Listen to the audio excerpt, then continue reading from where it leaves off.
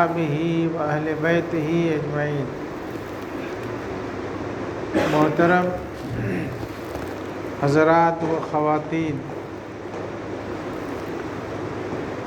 قرآن کریم میں رسول اکرم صلی اللہ علیہ وسلم کے بارے میں مختلف آیتوں میں آپ کی دعوت و تبلیغ کی ذمہ داری، آپ کی اہمیت کو بیان کیا گیا۔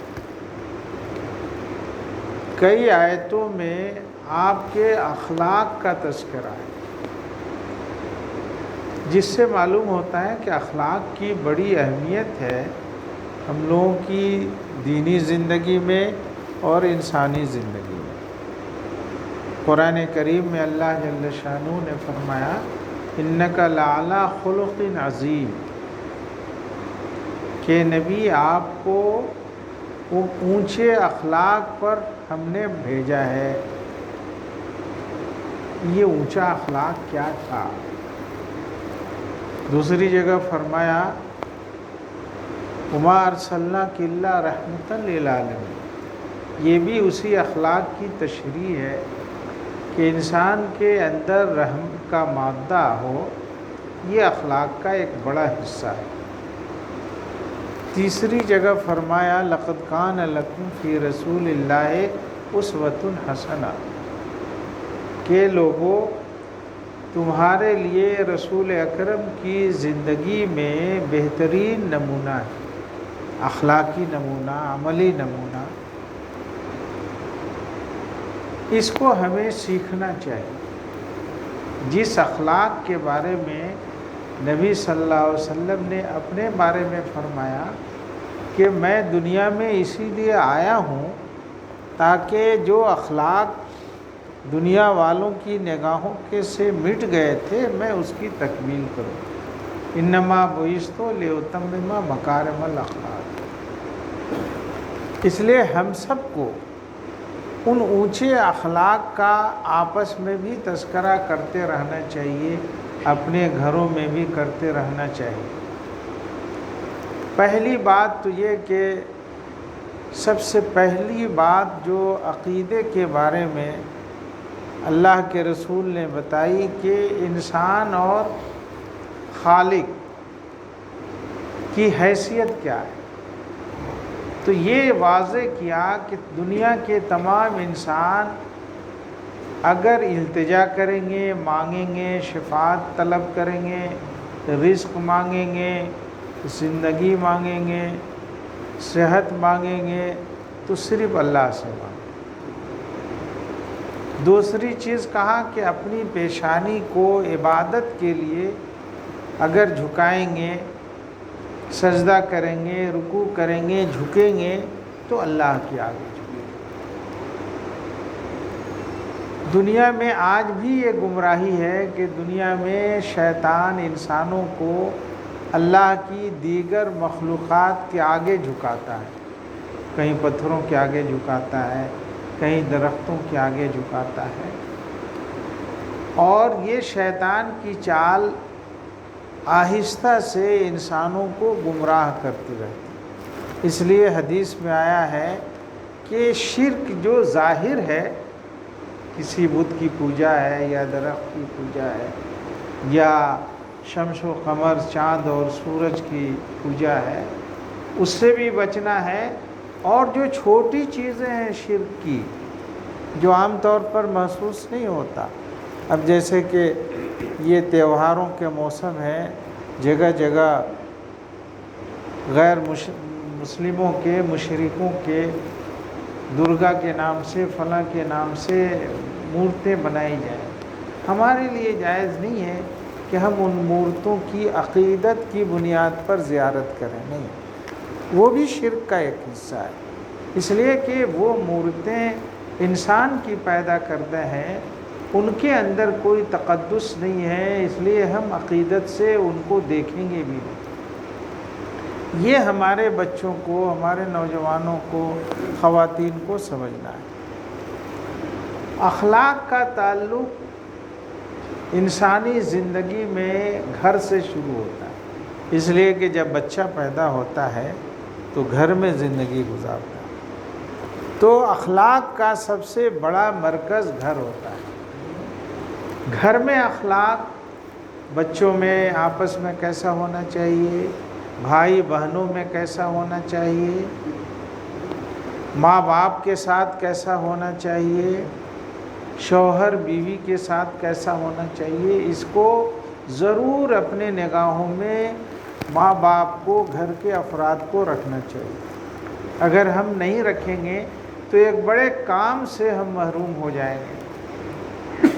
حضور صلی اللہ علیہ وسلم نے چھوٹی چھوٹی باتوں کو بھی واضح کر کے بیان فرماتے ہیں۔ جیسے ہم لوگ یہاں بیٹھے ہوئے ہیں نا، بیٹھنے میں بھی برابری ہونی چاہیے۔ بیٹھنے میں برابری کا مطلب یہ کہ جو فرش یہاں ان کے لیے لگایا گیا ہے وہی فرش ان کے لیے بھی لگایا گیا ہے۔ بعض جگہ مسجدوں میں امام حضرات کے لیے ایک قالین کی جگہ پر 3-4 قالین رکھ دی جاتی، مناسب نہیں ہے۔ حضور صلی اللہ علیہ وسلم نے تو ہمیشہ سجدہ کیا مٹی والی زمین کے اوپر۔ صحابہ کے زمانے میں، رسول پاک صلی اللہ علیہ وسلم کے زمانے میں یہ فرش کہاں تھا، قالین کہاں تھی، یہ ٹائلز کہاں تھا؟ تو حضور نے جو نصیحت کی کہ سارے انسان برابر ہیں، اللہ ایک ہے، معبود ہے، خالق ہے، اور انسان سب برابر ہے۔ تو انسانوں کی برابری کا وہ حصہ جو مسجدوں میں ہے یہی اصل ہے۔ کوئی بھی آوے مسجد میں، چاہے وہ ملک کا سربراہ ہو، یہاں تک کہ نبی صلی اللہ علیہ وسلم بھی آتے تھے تو اسی زمین پر بیٹھتے تھے۔ یہ نہیں تھا کہ نبی صلی اللہ علیہ وسلم کے لیے الگ سے کوئی کرسی بنائی گئی تھی، نہیں۔ ہاں، ممبر تھا، جب آپ کھڑے ہو کر خطبہ دیتے تو ممبر کو اونچا اس لیے رکھا گیا تاکہ دور سے سب لوگوں کو نظر آئے اور آپ کی آواز دور تک پہنچے۔ جو تم کھاتے ہو اس کو بھی وہی کھلاؤ۔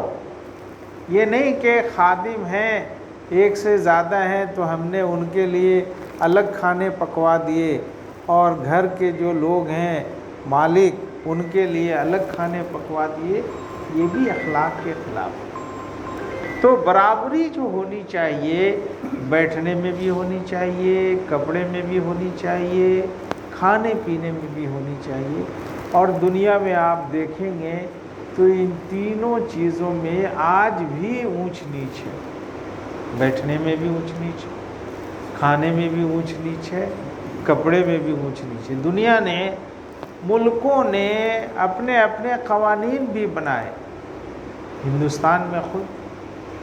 ہندوستان میں تو ہمارے مسلمانوں کی آمد کی وجہ سے جو ظلم تھا یہاں کے انسانی آبادی پر، وہ بہت حد تک کنٹرول ہو گیا تھا، کم ہو گیا تھا۔ لیکن آج بھی دیکھیں گے، ملک کے آزاد ہوئے بھی دستور میں انسانی مساوات کے قانون کے لاگو ہونے کے باوجود بھی کہ اونچ نیچ کا تصور چونکہ مذہب کی بنیاد پر آ گیا ہے، اس لیے وہ جلدی ختم نہیں ہو رہا۔ اس لیے اس مذہب کی خاص بات یہ ہے کہ جو دیگر مذاہب میں لوگوں نے خود ساختہ چیزیں بنا کر انسانوں کو مشکلات میں ڈال دیا تھا، اللہ نے فرمایا کہ نبی، ہم نے جو پرانے لوگوں کے مذہب میں جو قیود تھے، جو انسانی نسلوں کے اوپر زنجیریں لگی ہوئی تھیں، ہم نے اس کو دور کیا۔ یہی زنجیریں اونچ نیچ۔ تو رسول پاک صلی اللہ علیہ وسلم رحمت بن کر آئے کہ اونچ نیچ کو ختم کیا، آپ نے برابری کا درس دیا، اور یہ پوری دنیا کے مسلمانوں میں یہ برابری رائے۔ برابری کا یہ درس جو ہے اگر نہیں ہوتا تو دنیا میں جو ظلم کی بنیاد ہے، یہ اونچ نیچ، وہ بڑی حد تک گھروں میں آج بھی جاری رہتا، جو اللہ تبارک تعالیٰ نے اپنے نبی کی رحمت کی بنیاد پر ساری دنیا کے بیشتر جگہوں سے اس کو دور فرمایا۔ جنت کو اللہ تبارک تعالیٰ نے تو ایمان والوں کے لیے رکھا ہی ہے، لیکن ایمان والوں میں بھی جو اخلاق والے ہوں اچھے، ان کے لیے جنت کو زیادہ سہل الوصول بنایا۔ حضور سے پوچھا صحابہ نے، ای الاعمال یدخل الجنہ، کہ نبی جنت میں لے جانے والے عمل کون سے ہیں، کون سے کام؟ فرمایا حسن الخلق، کہ تمہارا اچھا اخلاق ہونا یہی تم کو جنت میں لے جائے گا۔ اخلاق کا تعلق زبان سے ہے، آنکھ سے ہے، کہ ہم کسی کو دیکھتے ہیں تو کس طرح کی نگاہ سے دیکھتے ہیں، محبت کی۔ اخلاق کا تعلق زبان سے ہے، آنکھ سے ہے، کہ ہم کسی کو دیکھتے ہیں تو کس طرح کی نگاہ سے دیکھتے ہیں، محبت کی نگاہ سے، اکرام کی نگاہ سے، احترام کی نگاہ سے دیکھتے ہیں یا تحقیر کی نگاہ سے دیکھتے ہیں، تو منع فرمائے کہ نہیں۔ کوئی دنیا میں کسی بھی انسان کو، چاہے وہ مشرک ہی کیوں نہ ہو، انسان ہے اس لیے اس کو تحقیر کی نگاہ سے نہیں دیکھنا ہے، حقارت کی نگاہ سے نہیں دیکھنا ہے، کمتر نگاہ سے نہیں دیکھنا ہے۔ ہو سکتا ہے کہ ایمان کی دولت اس کو مل جائے اور آخرت والی زندگی آپ سے بہتر ہو جائے۔ اخیر عمل کو کوئی نہیں جانتا ہے، لیکن دنیا میں تو سب اکرام کا مستحق ہے۔ اسی کو اللہ نے فرمایا لقد کرمنا بنی آدم، کہ ہم نے تمام آدم کی اولاد کو قابل احترام بنایا۔ یہ نہیں فرمایا کہ اس میں مذہب کی بنیاد پر لوگوں کو قابل احترام بنایا، نہیں، سارے انسانوں۔ اس لیے اگر ہمارے یہاں محلوں میں، گھروں میں کوئی کام کرتا ہے، چاہے اس کا مذہب کوئی بھی ہو، تو انسان ہونے کی حیثیت سے وہ قابل احترام۔ ہم کام تو اس سے لیں گے، لیکن اس کی مزدوری دینے میں، اس کے ساتھ ویوہار کرنے میں، اس کی طرف نگاہ ڈالنے میں، اس سے زبان سے بولنے میں تحقیر کا، حقارت والا طریقہ اختیار نہیں کریں گے۔ یہ ہے رسول اکرم صلی اللہ علیہ وسلم کے اخلاق کا نمونہ۔ کھانا میں کھائیں گے تو برابر دسترخوان لگا کے کھائیں گے۔ یہ نہیں ہوگا کہ ایک شخص کو کرسی پر ہم بیٹھا دیں اور دوسرے شخص کو زمین پر بیٹھا دیں۔ ہاں کسی کے ساتھ عذر ہے تو عذر کی بات الگ ہوتی ہے، لیکن انسانی احترام کی بات الگ ہے، اور یہی ہماری معاشرت کی اصل خوبی ہے، جو مسلم معاشرت میں آج بھی یہ رائج ہے اور اس کو باقی رکھنا چاہیے۔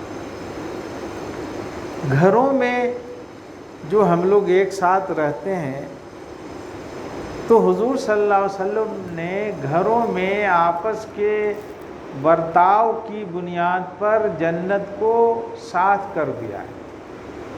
اللہ کی طرف سے جو آپ کو وحی کی گئی، اس میں یہ بتایا گیا کہ ایک شوہر اگر اپنی بیوی کے حق ادا کرتا ہے تو اس کی بنیاد پر وہ جنت میں جائے گا، بیوی کی بنیاد پر۔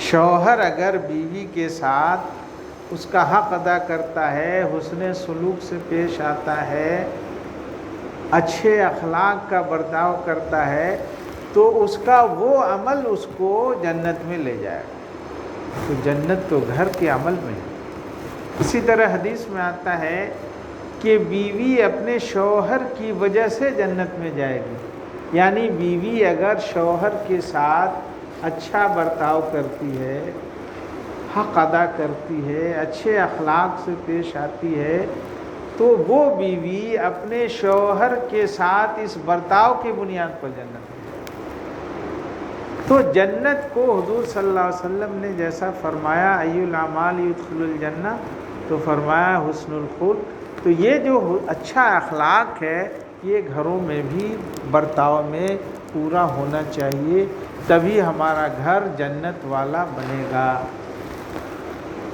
اچھا، ہماری بیٹے ہیں، بیٹیاں ہیں، بھائی ہیں، بہن ہیں، تو ان کی وجہ سے بھی ہم جنت میں جائیں گے۔ اگر کسی کی بیٹی ہے، ایک ہو، دو ہو، اور اس نے 4 کام کیے۔ پہلا کام یہ بیٹی کی اس نے پرورش کی، دوسرا یہ کہ اس کو اچھا اخلاق سکھایا، تربیت کی، تیسرا یہ کہ اس کو اچھی تعلیم دی، 3 چیز ہوئی، اس کی پرورش کرنا، اس کی کو اچھا اخلاق سکھانا اور اس کو تعلیم دینا۔ تو جنت تو بیٹیوں کی خدمت میں ہے۔ اگر کسی بھائی نے یہ کیا وہ بھی اپنی بہن کی اس خدمت کی وجہ سے جنت میں ہے۔ تو آج کی یہ جو تقریب نجمی صاحب نے بنائی عقد نکاح سے پہلے، یہ بھی اسی اخلاق کا اور اسی تربیت کا ایک حصہ ہے۔ تو ہم لوگوں کو اپنے گھروں کو کم اہمیت نہیں دینی چاہیے، یہ میرے کہنے کا مطلب۔ گھر کے اعمال میں جنت ہے۔ بچے اپنے ماں باپ کی خدمت اور اطاعت کی وجہ سے جنت میں جائیں گے۔ حدیث میں ہے نا، قرآن میں ہے نا کہ ماں باپ کی اطاعت کرو گے تو جنت میں جاؤ گے۔ تو گھر میں تو بچے اولاد جو ہے والدین کی وجہ سے جنت میں جائیں گے، اور والدین جو ہیں اپنے بچوں کی اچھی تعلیم تربیت کی وجہ سے جنت میں جائیں گے۔ سبحان اللہ۔ جنت کو کہاں اللہ نے اخلاق میں رکھا؟ گھر میں رکھ دیا کہ آپ کی بیوی ہے، آپ کے بچے ہیں، بھائی ہیں، بہن ہیں، اگر ان کے ساتھ بہتر سلوک کرتے ہیں تو آپ اس کی بنیاد پر جنت میں جائیے۔ آج تھوڑا الٹا ہو گیا، بھائی بہن جب بڑے ہو جاتے ہیں تو ان میں تلخیاں ہو جاتی ہیں۔ آپس کے رشتوں میں تلخی کا آنا اچھی بات نہیں ہے۔ وہاں ضرورت پڑتی ہے ایک دوسرے کے قصور کو معاف کرنے کی، اور حدیث میں آتا ہے کہ تم اپنے بھائی بہنوں کے اور اپنے دوستوں کے، اپنے ساتھ رہنے والوں کے اگر قصور کو معاف نہیں کرو گے تو روزانہ تم اللہ سے اپنے قصور کے معافی کی امید کیسے کرتے ہو؟ ہم روز استغفار پڑھیں 100 بار کہ اللہ میرے گناہوں کو معاف فرما دے، اور میرے بارے میں اگر اس بیٹے سے کوئی بات زبان سے نکل گئی تو ہم اس کو معاف نہیں کریں۔ اگر ہم اس کو معاف کریں گے تو اللہ ہماری غلطی کو معاف فرمائے گا۔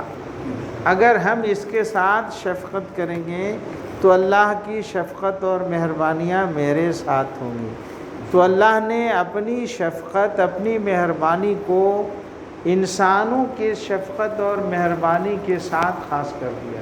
کسی کو حدیث میں فرمایا گیا ہے اذا کان العبد فی عون اخیہ کان اللہ فی عونہ، کہ جب کوئی شخص اپنے کسی بھائی کی مدد میں رہے گا تو اللہ اس کی مدد میں ہوگا۔ اس لیے آپسی تعلقات کو بہتر بنانے کی ہمیشہ کوشش کرنی چاہیے، اور ایک دوسرے کے گناہوں کو، ایک دوسرے کی غلطیوں کو معاف کرتے رہنا چاہیے تاکہ اللہ ہماری غلطیوں کو معاف فرمائے۔ اللہ تبارک تعالیٰ سے ہم لوگ بھی دعا کریں گے۔